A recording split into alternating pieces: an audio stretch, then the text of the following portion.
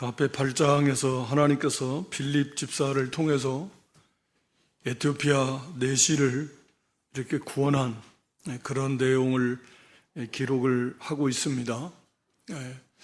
에티오피아 이 내시가 그렇게 한 2,000km 정도 되는 그런 먼 그 거리를 여러 달 걸렸을 것 같은데 예루살렘에 예배하러 왔었고, 그리고 돌아가면서도 이렇게 그 막 흔들리는 마차 안에서 성경을 읽고 있었다. 당시에는 소리를 내서 성경을 읽으니까 하나님께서 이런 에티오피아 내시 하나님이 구원하시는 이제 일반적인 사도행전에 보면 이렇게 구원하는 방법, 초기에도 하나님의 빌립 집사를 보내셔서 이 에티오피아 내시를 만나게 하시고, 또 에티오피아 내시가 그 빌립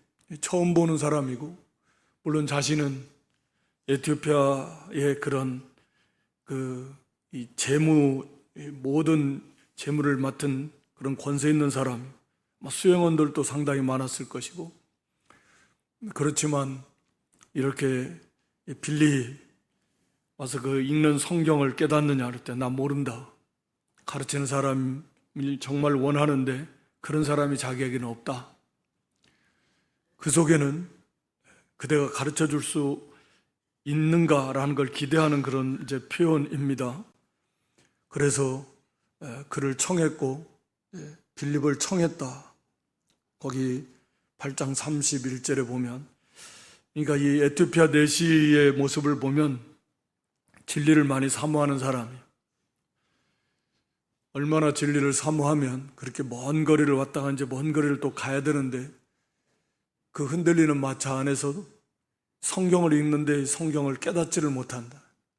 그래서 하나님께서 빌립을 보내서 이사야 53장에 기록된 메시아, 고난받고 승리하는 메시아 예수 그리스도에 대해서 증거하게 하십니다.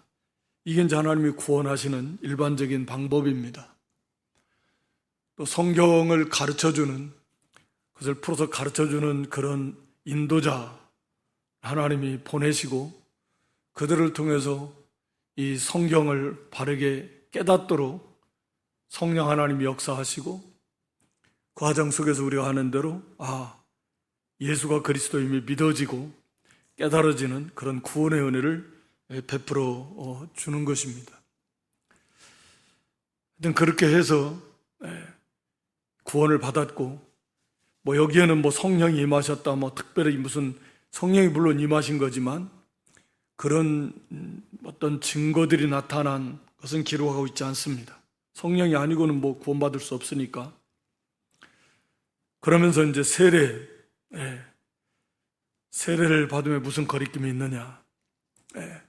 이 세례를 받는 것은 언제나 이 물세례는 이 사람이 성령으로, 즉 그리스도의 보혈로 깨끗하게 씻음 받았다라고 하는 것을 한마디로 이렇게 증거해주는 외적 의식이잖아요, 이 물세례는.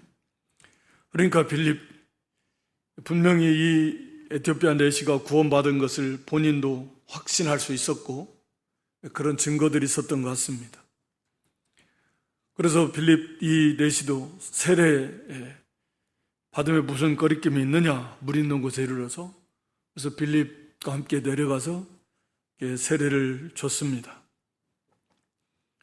그래서 기쁨이 충만했고, 여기 39절에 보면 둘이 물에서 올라올 새 주영이 빌립을 이끌어갔고 내시는 기쁨이 충만했습니다. 항상 구원받은 사람의 특징은 기쁨이 충만한 것입니다. 말할 필요도 없는 것이죠.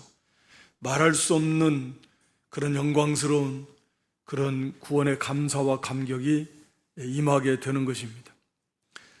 그러니까 하나님께서 하시는 방법이 지금 막 이제 교회가 세워지고 복음이 전파되는 이 과정 속에서도 하나님께서는 이런 사람, 사도들, 오늘은 빌립과 같은 이런 전도자들을 통해서 복음을 전하고 또 그것을 가르쳐서 그것을 믿어지게 하시는 그런 방법을 통해서 이 사람을 구원해 내신다라고 하는 거예요.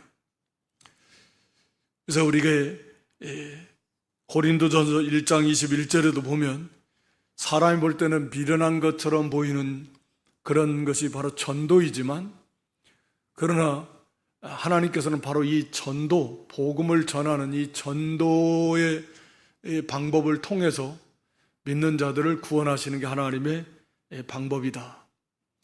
그러니까 오늘날에도 우리가 별것도 아닌 것 같지만 사실은 엄청나게 중요한 것이 바로 이 전도다.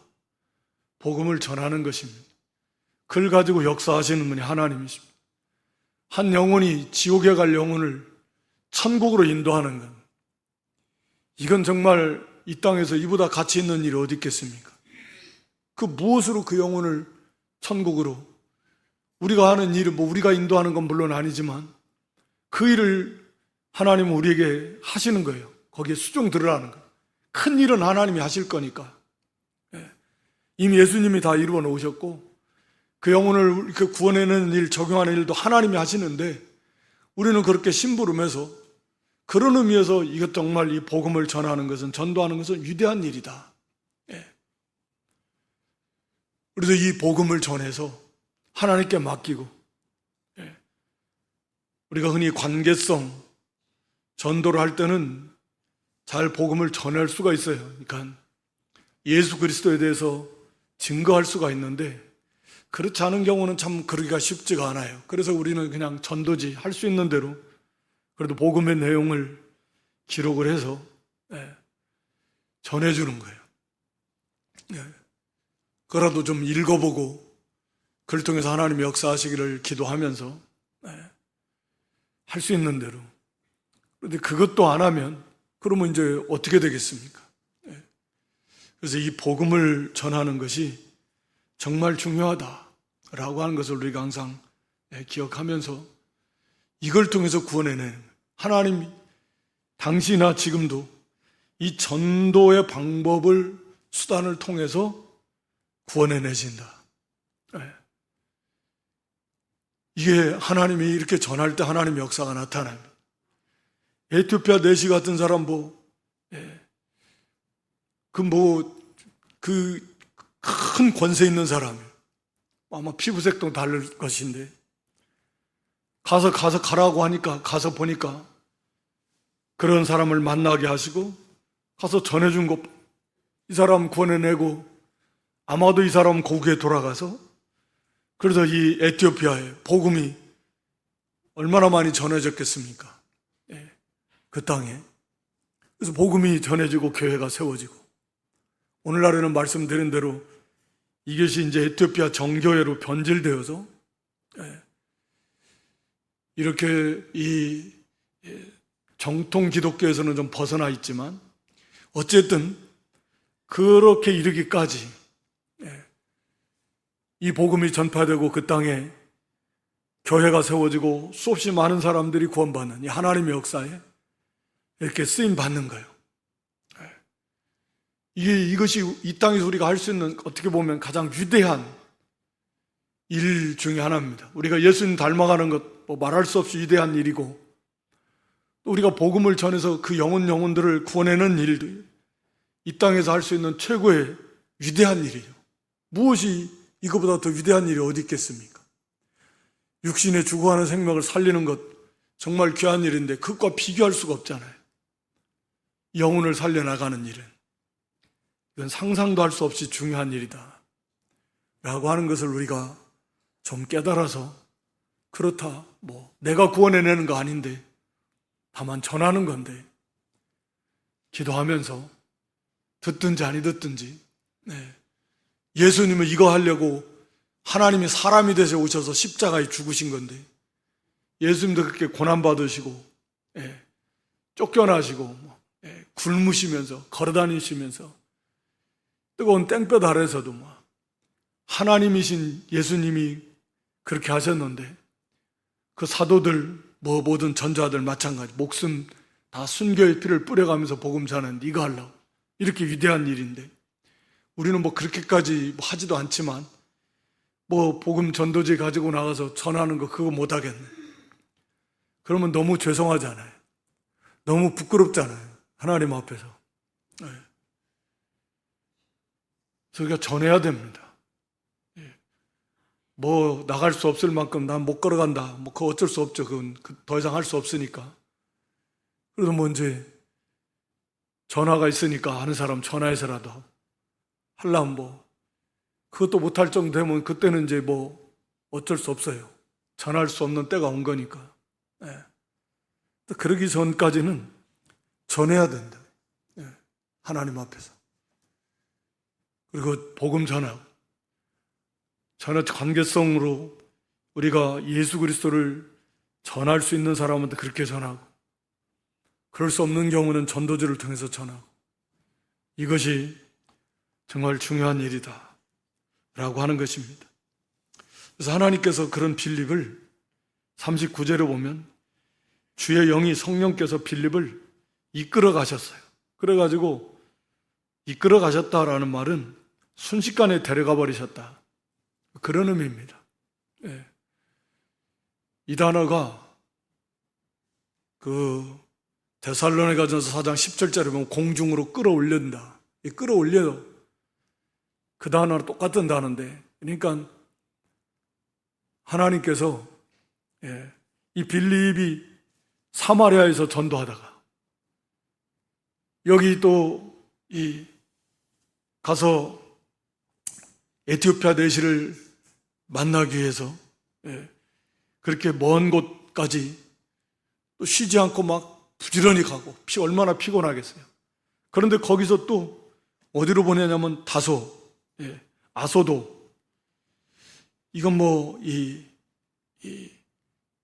거기에서 또 한 몇십 킬로 떨어져 있는 곳, 지중해 연안에 있는 그런 지역으로 가서 또 복음을 전해야 돼. 그러니까 아마도 너무 힘들어. 그러니까 하나님께서 좀 위로해 주시는 것 같고, 그래도 이 사역은 멈출 수가 없어요. 그래서 이 빌립을 끌어가신 거예요. 순식간에 데려가셨고, 그래서 나타났다 이런 표현을 쓰는 겁니다. 40절에 아소도에 나타났다, 거기서 발견되어졌다, 그런 의미인데, 그렇게 하나님의 성령께서 이 빌립을 이런 일들이 지금 특별한 역사들이 이제 막 초창기에 일어나는 거죠. 그래서 그쪽으로 데려가시고 거기서 또 여러 성을 다니면서 복음을 전하다 가이사랴에 이르는 이 일을 하는 거예요. 이게 지금 얼마나 중요한가. 하나님이 사실은 지금 이거 하시려고 창조하신 거잖아요. 우주 만물 창조하시고 거기에 사람도 하나님이 창조하시고 이거 하시는 거거든요.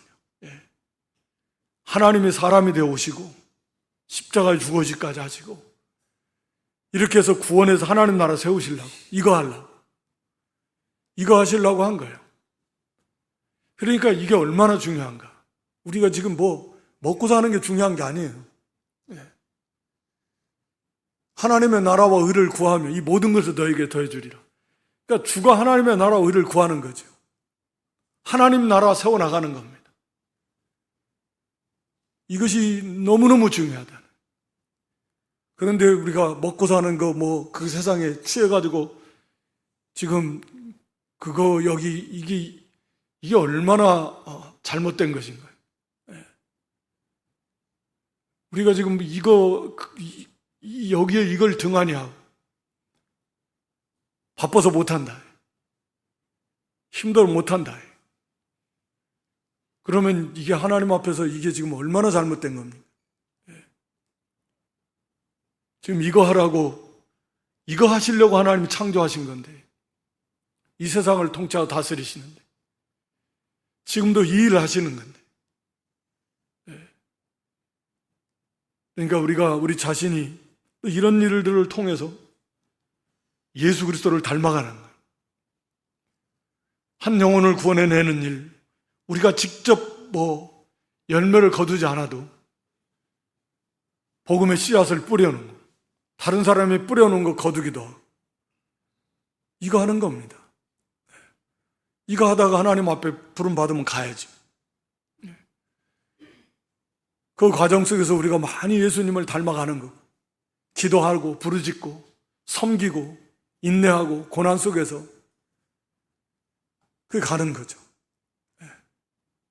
뭐 하다가 가겠습니까? 하나님 앞에 뭐 하다가 가시겠습니까? 이거 하다 가야죠. 이거 언제나 이게 정말 중요한 것이 무엇인가? 그래서 우리가 잊으면 안 됩니다. 그래서 있는 자리에서도 우리가 빛을 발하고 한 영혼 구원해내는 게, 요즘 마지막 때에 문이 닫혀져 가가지고 한국이란 나라도 정말 전도 힘들고, 들어오는 사람보다 나가는 사람이 더 많은지도 모르겠고, 교회를 떠나는 사람도, 개척교회 세워지면 없어지는 게 생존율이 몇 퍼센트라나 10%도 안 된다. 없으니까 문 닫고 문이 닫혀져 가는 거예요. 그렇게 이 마지막 때인데 이제 아는 사람, 전해보시면 잘 안 받아요. 받아도 그거 쓰레기 봉투 받으려고 받는 사람들이 태반이고, 거의가 다. 그것도 젊은 사람들은 거의 안 받고, 연세 드신 분들은 그나마 쓰레기 봉투 그거 받으려고 받는 건데, 그래도 그거 하다가 어떻게라도 한번 읽어보고, 다 아니까 이게 뭔 줄은. 그런 어려움 속에서 우리가 이 아는 사람들, 관계를 맺고 있는 사람들, 대화가 가능한 그런 관계 속에 있는 사람들, 그런 사람들에게 예수 그리스도를 전해줘. 듣기 싫어도 좀 맛있는 거 사주면서, 잘해주면서, 이게 귀하다. 전도하면서, 기도하면서, 여기에 우리가 좀 더 정신을 바짝 차리고 이거 해야 됩니다. 여기에 힘을 써야 돼요. 이거 안 하면 뭐에 힘을 쓰겠습니까?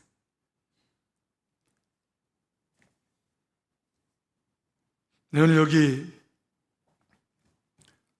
9장 우리가 읽은 대로 사도 바울을 하나님이 부르시는 그런 특별한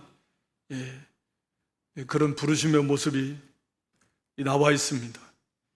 9장에도 나오고 22장에도 나오고 26장에도 나오고, 22장, 26장은 사도 바울이 자신을 이제 변호하면서, 어찌됐든 누가가 기록한 거잖아요. 사도행전을 하나님의 성령의 감동 속에서. 그러니까 그만큼 3번씩이나 기록될 만큼 사도 바울의 이 회심 사건이 사실은 중요하죠. 그만큼 이게 중요한, 이 신약 이 교회사에서 참 하나님이 이렇게 귀하게 쓰임 받는 것도 참 엄청난 복이죠. 하나님께서 그렇게 선택을 하셨으니까 하나님의 주권이고, 여기 사울이 주의 제자들에 대하여 여전히 위협과 살기가 등등하여 대제사장에게 가서 다메섹 여러 회당에 가져갈 공문을 청하니, 이는 만일 그 도를 따르는 사람을 만나면 남녀를 막론하고 결박하여 예루살렘으로 잡아오려 함이라. 그러니까 이 사울이 예루살렘에서는 지금 어느 정도 핍박이 이제 할 만한 사람 다 한 것 같아요. 집집마다 들어가가지고 잡아다가 옥에 가두고, 막 모독하는 말을 하게 하고, 고문도 가하고, 그러니까 고문도 가하고 때리고 폭행하고, 정말 흉악한 사람이죠. 이때까지만 해도.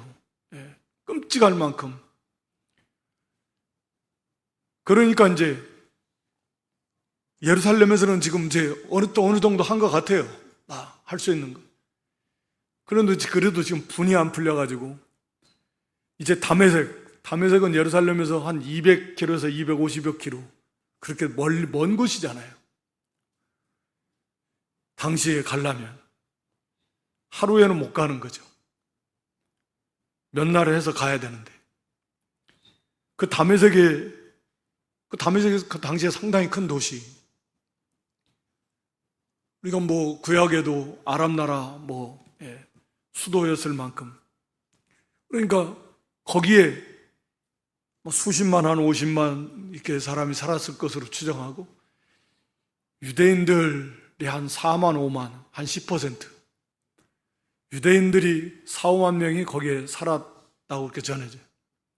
그 가운데 상당한 사람들, 이 다메섹으로 도피했고, 거기서도 복음이 전해지고, 그래서 거기서 이제 기독교인들이 있다라는 거 다 아는 거예요. 전해져서.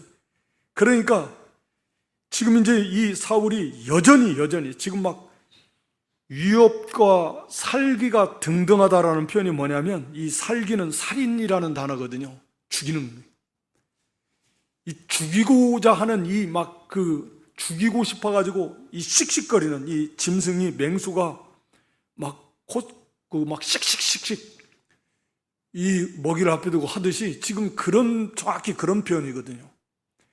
이 사도 바울이 이 기독교인들을 향해서 잡아 죽이려고 하는, 막 눈이 시뻘겋게 충혈돼가지고 이제 뵈는 게 없는 거죠, 지금. 정말로 죽이려고 하는 거예요. 할 수만 있으면 죽이려고 하는 거죠. 그렇게 살기가 등등해가지고 이게 잡아가두려고 막. 그래서 지금 사실은 이 사도 바울, 이 사울은 바리새인이고, 대제사장들이나 이 중요 이 권세자들은 다 사두개인들이고, 사실 이 바리새인과 사두개인들이 얼마나 그 신앙관이 안 맞고 알력이 심하고, 사두개인들은 부활도 없다, 영도 없다, 천사도 없다. 바리새인들은 다 있다. 말하자면 유대교로 말하면 정통이에요. 부활도 있고 천사도 있고 영도 있고 다 있다. 사두개는 그런 거 없다. 이건 완전히 그러니까 그런데도 그런 사람들한테 가서 머리를 조아리고 가서 공문을 받을 만큼, 그만큼 이 기독교인들에 대한 적대감이 대단했다라고 하는 것을 보여줍니다. 그래서 다메섹까지 가가지고 이거 다 잡아가지고 압송하겠다는 거예요. 그런 거 다 잡아가지고 예루살렘으로 압송하겠다. 거기서가 아니라 그냥 거기서 끌고 오겠다. 그래가지고 여기다 감옥에다 가두고 고문도 하고 폭행도 하고 막 이 예수님 비방하는 말도 하게 하고,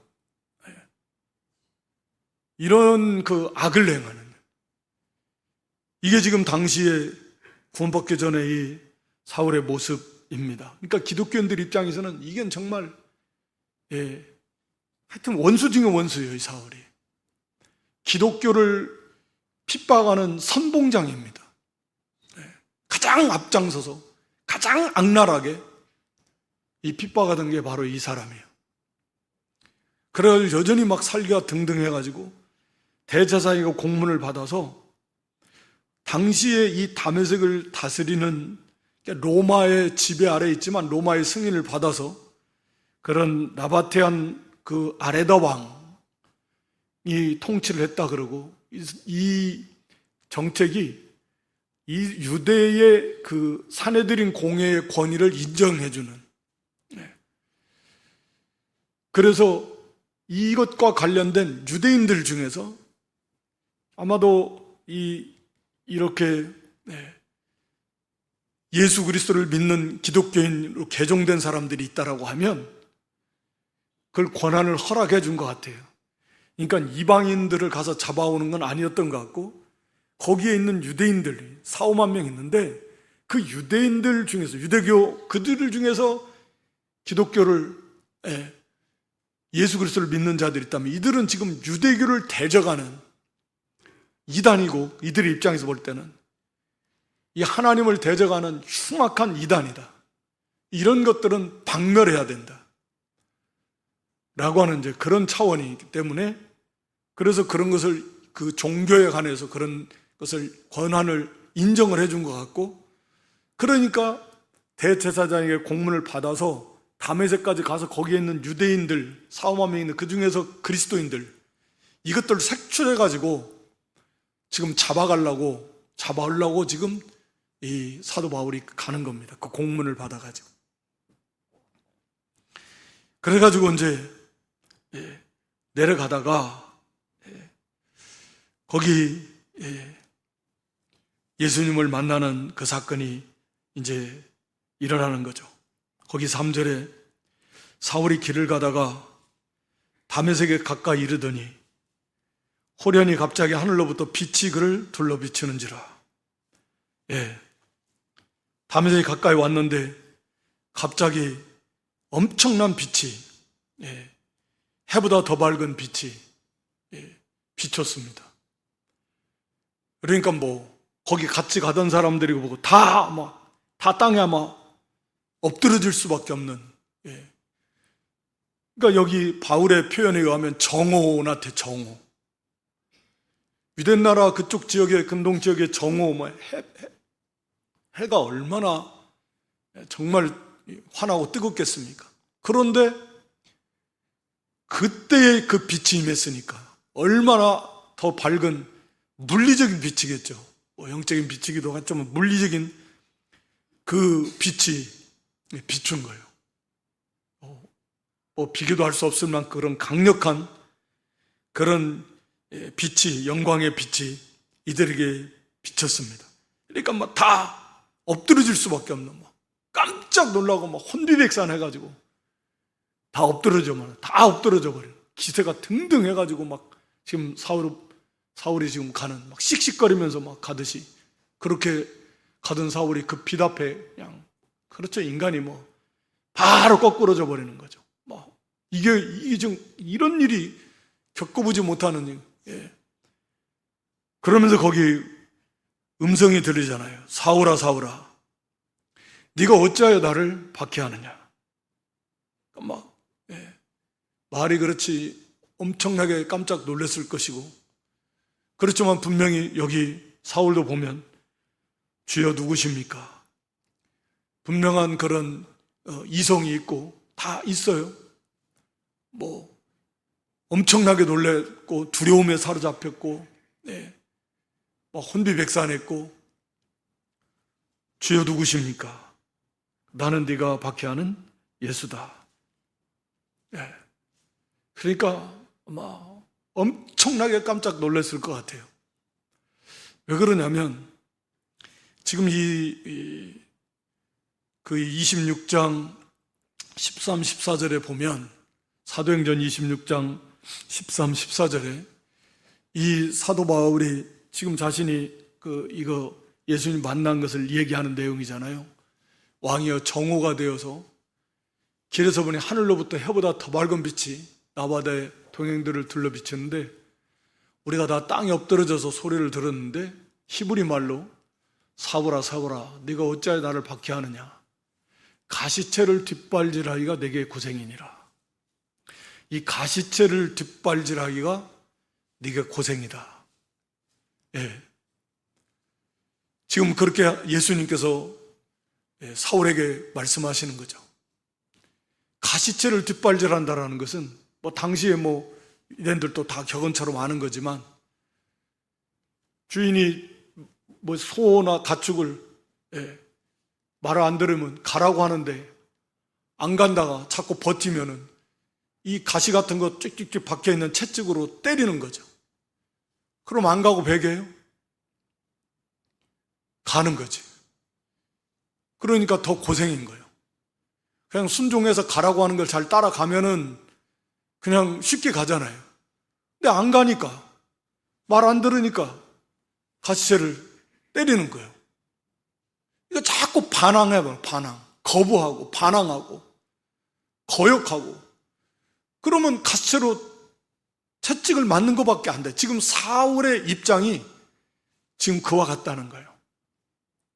그래서 그러면 이게 뭐냐, 이게 지금 사울의 상태가 지금 어떤 상태냐? 대부분 다 그런 거죠. 우리가 생각해 봐도 지금 이 사울의 앞에서 이 예수 그리스도에 대한 모르겠어요. 나이도 지금 사도 바울이 회심했을 때가 예수님 승천하신 다음에 한 3, 4년? 예. 한 4, 5년? 뭐 이 정도. 그러니까 33년 경에 35년경 이때가 예수님 만난 때가. 예. 그럼 뭐 예수님이 승천하셨을 때 주전 예수님이 4년에 이 땅에 오셨으니까 도성 인신하셨으니까 그러니까 주후 약 한 29년에서 30년경 그때가 예수님 십자가 지시고 부활 승천하신 해다. 그만 33년경이면 한 3년 4년밖에 안 흘렀어요. 그러니까 다시 말하면 사도 바울의 나이도 그러니까 육신의 나이로 비하면 예수님 당시에 예수님 나이나 얼추 비슷하잖아요. 그 비슷한. 그리고 가말리엘 문화에서 사도 바울이 수학했단 말이에요. 가말리엘 말, 유대인. 그러면 예수님이 그 사역을 하실 때 예수님을 한번 안 봤을까? 뭐 하여튼 그런 건 추측이에요. 그렇게 가장 뜨거웠던 모든 핵심 관심이 예수님이었는데, 나사렛 예수. 그런데 그 예수님을 안 봤을까? 예수님의 가르침을 안 받았을까? 뭐 그건 뭐 그런 건 차치하더라도 그럴 가능성이 전혀 없는 건 아니지만, 그런데 그 예수님에 대한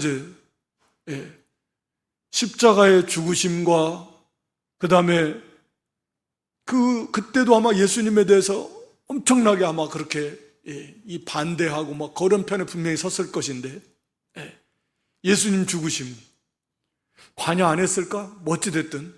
그런데 그 예수님이 부활하셨다라는 거예요. 직접 만나지는 못했지만. 그러면서 그 예수님의 부활의 소식 막 그 사도들을 통해서 전해지고, 그렇게 오순절이 임한, 그러니까 예수님이 십자가에서 죽으신 다음에 50일째 오순절이잖아요.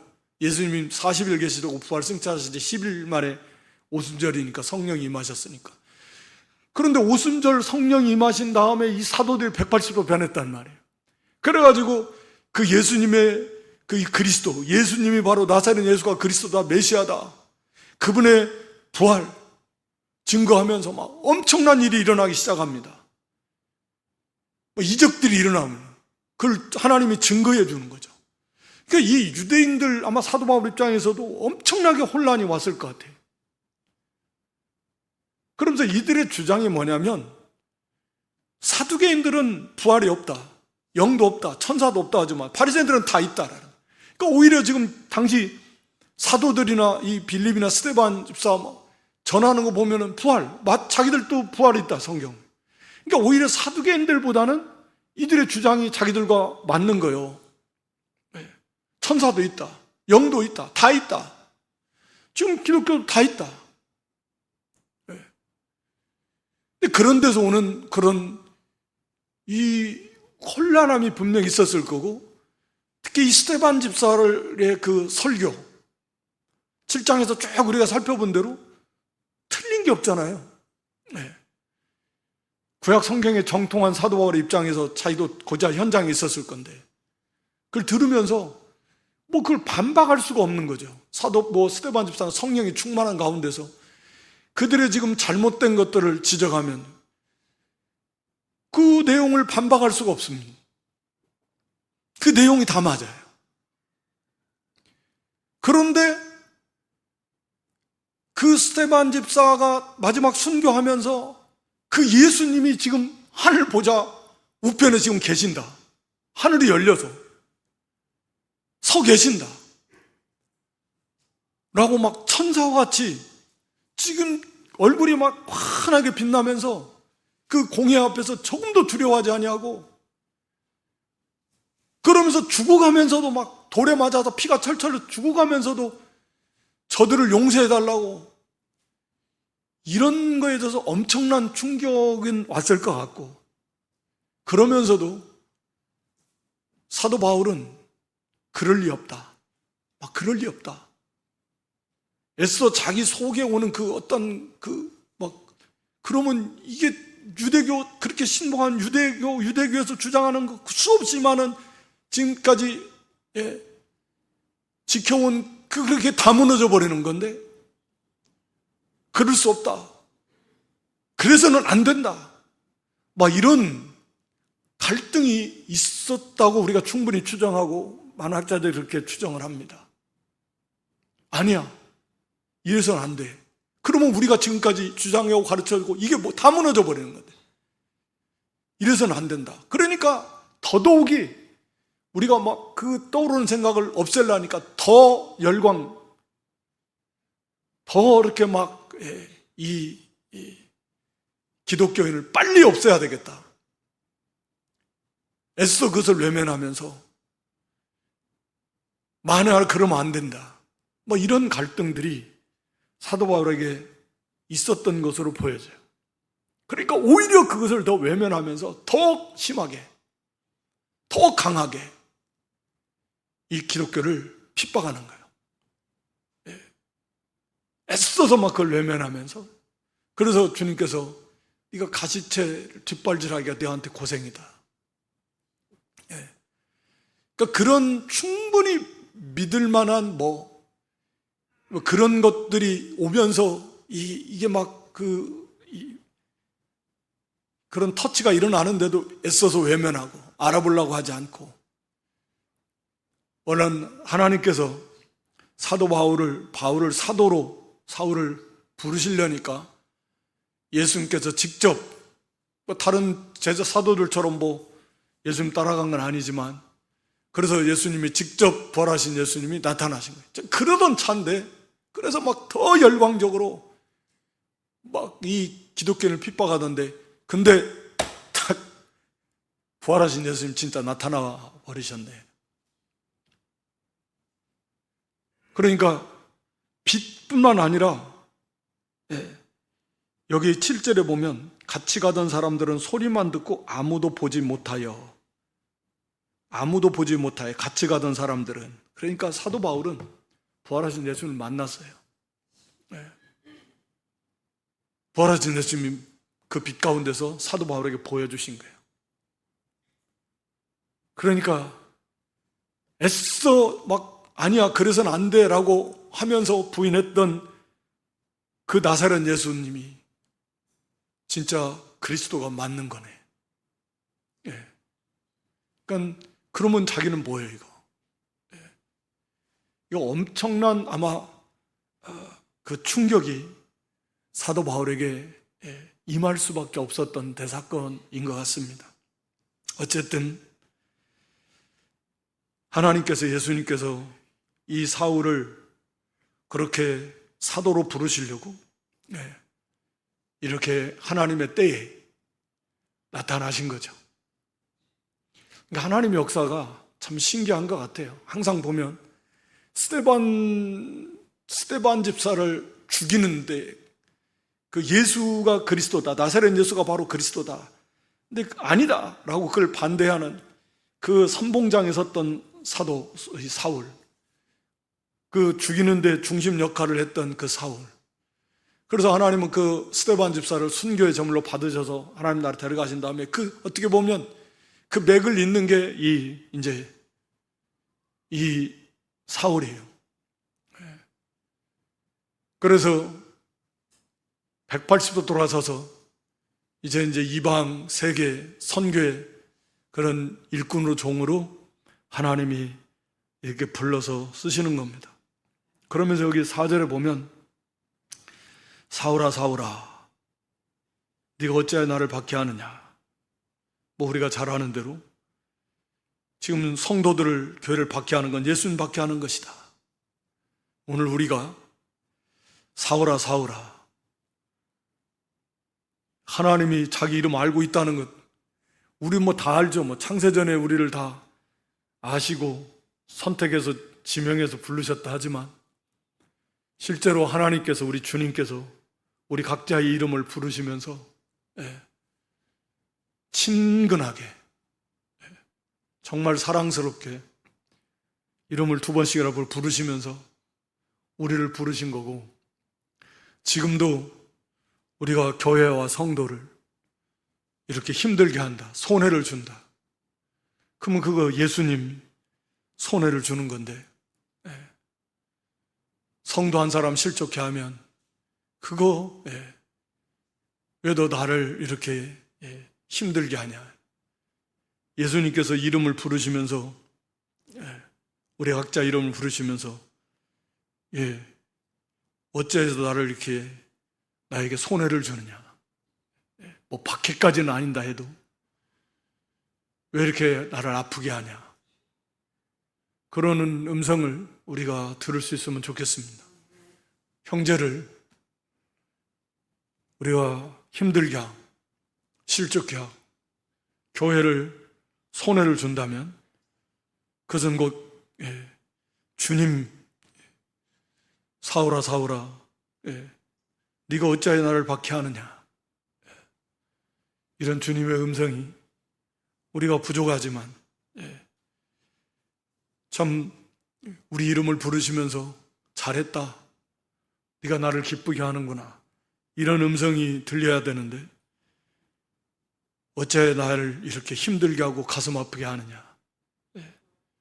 그런 우리가 생각하면서 살아계신 하나님, 지금도 살아계시 이렇게 나타나시지만 않았을 뿐이지 우리 안에도 계시고 정말 안 계신 곳이 없으시고 하늘 보좌에도 계시고 그런 하나님이, 그런 예수님이시, 그런 성령님이신데 우리가 그런 주님 우리가 인식하고 의식하고 그 주님 앞에서 그런 하나님 합당한 그런 삶, 특히 저녁의 전도의 중요성이, 하나님은 지금도 그 전도를 통해서 미련해 보일지 모르지만 사람들은 그렇게 생각하지만 그 미련한 전도의 미련한 것으로 하나님 택한 백성을 구원하시기를 기뻐하신다. 이 중요성, 이거보다 중요한 것이 없다 라고 하는 것을 우리가 다시 한번 좀 깨닫고 할 수 있는 대로 이 복음 전하는, 이거 하다가 하나님 앞에 가야 되고, 또 우리 주님이 이렇게 사울아 사울아 부르시는 것처럼 우리가 구원받은 하나님의 자녀들인데 하나님의 교회와 성도 우리가 위해서 우리 주님이 이렇게 우리를 바라보시고 우리가 잘못할 때도 이런 마음을 가지시고 우리에게 말씀하시고 있다라고 하는 것을 항상 기억하면서 하나님 앞에서, 주님 앞에서 그런 의식을 가지고 우리가 믿음의 길을 바로 갈 수 있기를 주님의 이름으로 축원합니다. 하나님 아버지, 이 저녁에도 불러주시고 주의 말씀으로 우리를 깨워주시는 은혜와 사랑을 감사합니다. 전도에 미련한 것으로 정말 한 영혼을 구원하시기를 기뻐하시는 하나님, 그러므로 이 전도보다 더 큰 것이 없다라고 하는 것을 다시 한번 깊이 깨닫게 하시고 우리가 주님 앞에 주님 부르시는 그날까지 이 복음 전하는 일, 이 막중한 사명 우리가 끝까지 잘 힘써서 충성되이 감당하는 저희의 믿음들 되게 해 주시옵소서.